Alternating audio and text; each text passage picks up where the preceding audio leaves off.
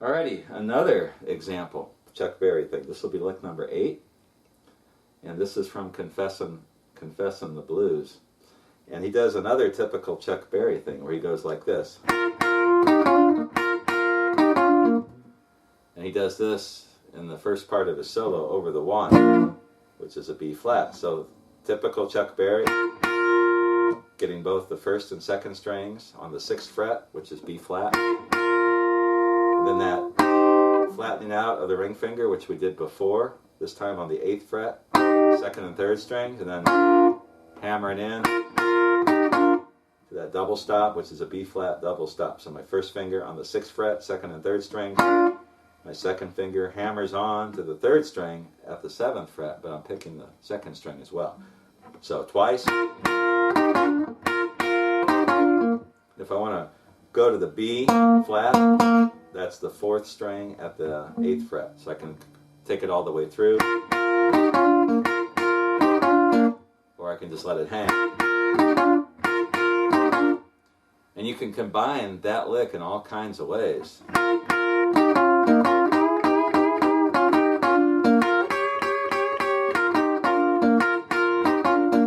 Throw it in to a solo or as a fill, all kinds of stuff. That's one of my favorite Chuck Berry things. And you listen to tunes, a lot of his tunes, he'll just play that differently. He'll play it faster. He'll reverse the order of the licks that he plays. Great stuff. Alrighty, keep it on. Lick number 9 comes to you from a tune called Bio, which he did in the 1970s. It's one of his later songs. This is a real cool blues shuffle in the key of E. And he does a variation on a lick that I showed you already. Remember this? And in Bio, he's playing it in the E, so this will be with my first finger on the 7th fret of the 1st string. And he plays it really fast, then he goes into this little sliding thing, which is really cool. So let me play the whole lick for you. He does this as a fill over one of the vocal verses. He does this.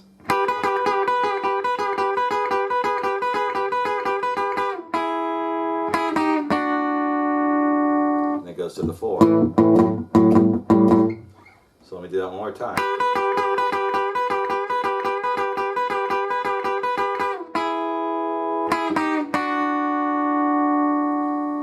It's the same finger position. He's bending, just picking it faster. So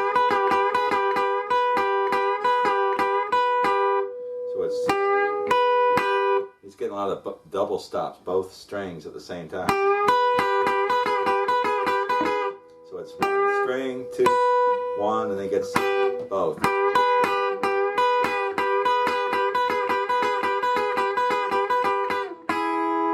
Slides up to the 4th fret, which is first finger on the 4th fret of the 1st string, second finger on the 5th fret of the 2nd string. And then he's just going to walk it 2 steps. So he goes here, and then he picks it again, 1, 2, 3. And that's a country blues thing. Mance Lipscomb would do stuff like that. And even Lightning Hopkins, I think, played that lick some. So there's another kind of a cool Chuck Berry lick. So if you're starting off a solo in E,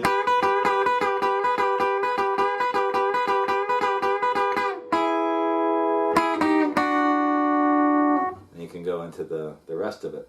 So that is from the tune called Bio. Another example, let's see, on my list, this would be another example from Bio. This is another kind of a double stop slide. This time we're going to go to the first position, E bar chord position, with the bar at the 12th fret. I'm going to make it in the F position. And if we move our fingers into that second position, the same position,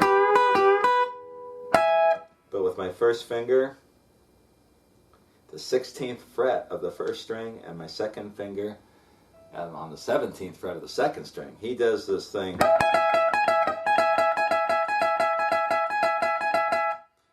During one of the solos where he's just picking that back and forth. I think he slides it. You could slide it, but he's just picking it.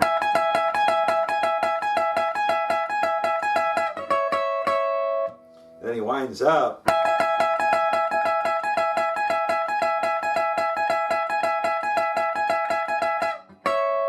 Something like that, where he goes from there to that first double stop position, first finger on the 12th fret of the first string, ring finger on the 14th fret. And he goes into a solo from there. But just as far as the lick goes,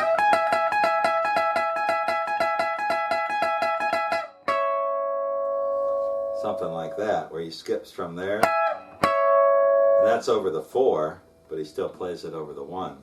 But that's another one that I picked up from Bio, which is kind of cool, a double stop slide. And then he goes further than that. When he gets here, over the 4, he plays, whoops.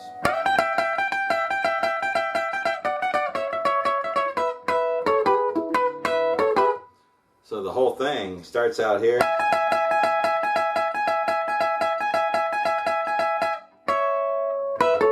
And he goes, which is over the 4. First finger on the 15th fret of the first string, ring finger on the 17th fret.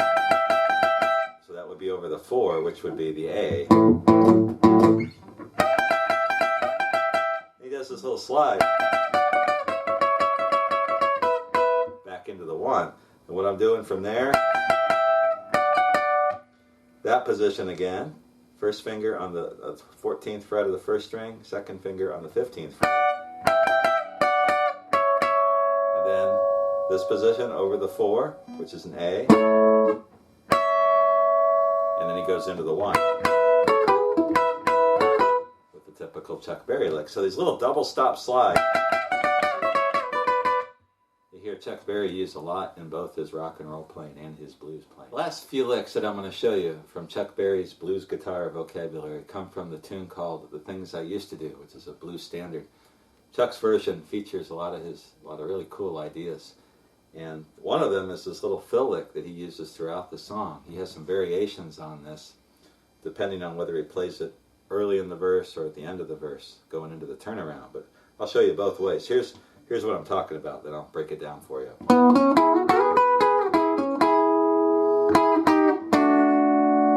He does that as he gets ready to go into the 4. So over the 1, he's playing.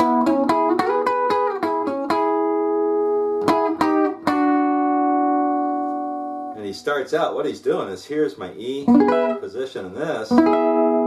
That's a long E position. And he's got a scale in there, and he does the barring the E chord here, which is really a second position E bar chord. And he walks into it from the 9th fret to the 11th fret, and then that double stop, and then the E double stop, which is my first finger on the 12th fret of the second string, and my ring finger on the 13th fret of the third string. So that little lick. Then he comes back, going back and forth between this E chord and the 11th fret of the 4th string. So like this. And he waits for it. And he just takes that E position, just like doing this. And he walks it to a D, which would be your D power chord here. And then the song goes from the 1, which is the E, into the A. So that little lick, he does some variations on that too throughout the song. But he's going from this scale, from the second position bar chord, and that'd be a long E, to the first position chord. So he's actually kind of going between 3 different scales there with double stops, and then that single string run to lead into it. So that's a cool thing throughout Things I Used to Do. Now when he gets to the solo, he's playing way down here, up here, in the first position blues box, and he does another typical Chuck Berry type thing. Chuck Berry's famous for these hops, or these licks, like stuff like that. T-Bone Walker originally did a lot of those, and I think that's where Chuck Berry got them from.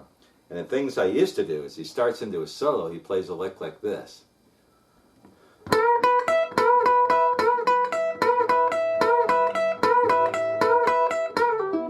something like that, where he's going bending up on the 14th fret with his second and third fingers. And he's got his first finger anchored on the 12th fret of the second string. And it sounds like, instead of just playing the second string, somehow he's getting the first string too.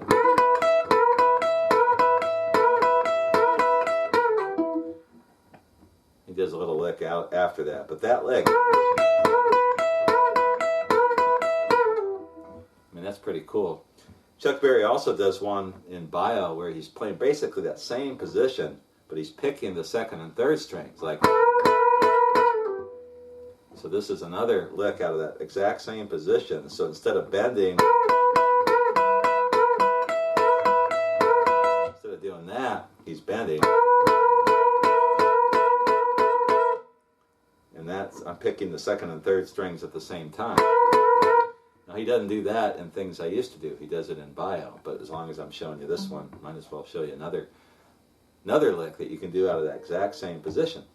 So if you're playing that tune in E, that's a nice little lick.